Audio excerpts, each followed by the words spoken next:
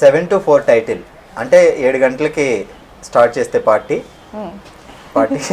మామూలుగా తొందరగా స్టార్ట్ చేస్తే 7 గంటలకి 12 అవుద్ది, లేదంటే ఇది 4 అవుద్ది, అంతేనా? ఏంటి అసలు 7 గంటల నుండి 4 గంటల వరకు జరుగుతుంది సార్ స్టోరీ. మొత్తం ఏంటంటే కొంచెం ఈ ఫిలిం ఎలా ఉంటుందంటే రియలిస్టిక్ బ్యాక్గ్రాప్, మొత్తం హాలీవుడ్ టైప్ అప్రోచ్మెంట్ ఉంటుంది.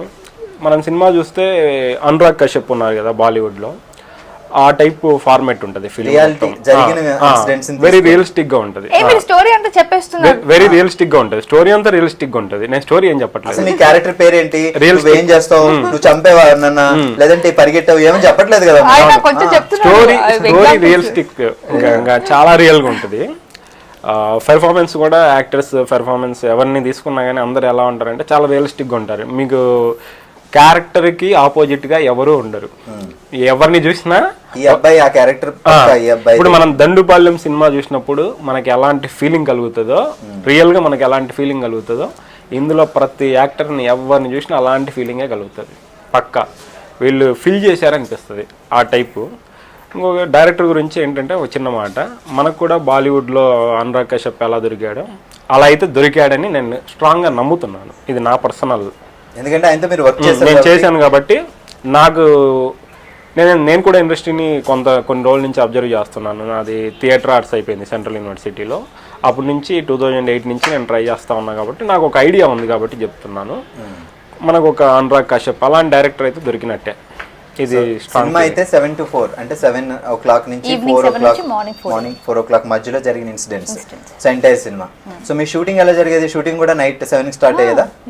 డే టైం అసలు షూటింగ్ లేదు? డే కూడా జరిగింది సార్. డే కూడా కొంత పార్ట్, ఎక్కువ నైటే.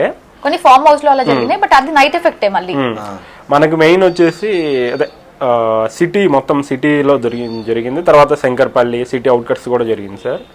అదే హైటెక్ సిటీ, మాదాపూర్ రోడ్లు, తర్వాత ఈసీఎల్, మనకైతే ఒక్కోసారి అదే మన చార్మినార్, మల్కాజ్గిరి, అక్కడ కొన్ని చాలా ప్లేసుల్లో డిఫరెంట్గా ఉండే లొకేషన్స్ కూడా. నైట్ టైము అసలు మనం నైట్ టైం అయితే హైటెక్ సిటీ దగ్గర కొంచెం పర్మిషన్ తీసుకొని అది చేసాం సార్. అది చాలా హార్డ్గా ఉంటుంది అది నైట్ టైం షూట్ చేయడం. కానీ డైరెక్ట్ సబ్జెక్ట్ వైజ్ కావాలి, ఆ టైంలో కావాలి కాబట్టి డైరెక్టర్, కెమెరామెన్ కరెక్ట్గా ప్లాన్ చేసి బాగా చేశారు కాబట్టి మనకు త్వరగా అవుట్పుట్ కానీ అంత బెటర్గా వచ్చింది.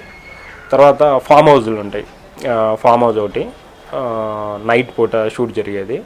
మధ్యలో స్నేక్స్ వచ్చి మాతో ఆడుకునే చాలా జరిగేది. పాయింట్ వచ్చిన సినిమాలు ఎక్కువ స్టోరీ తెలుసుకున్న మజా ఉండదు. సో అమ్మాయిలు ఉన్నారని ఒక్కరిదాని సినిమాలో? ఇంకొక అమ్మాయి ఉంది.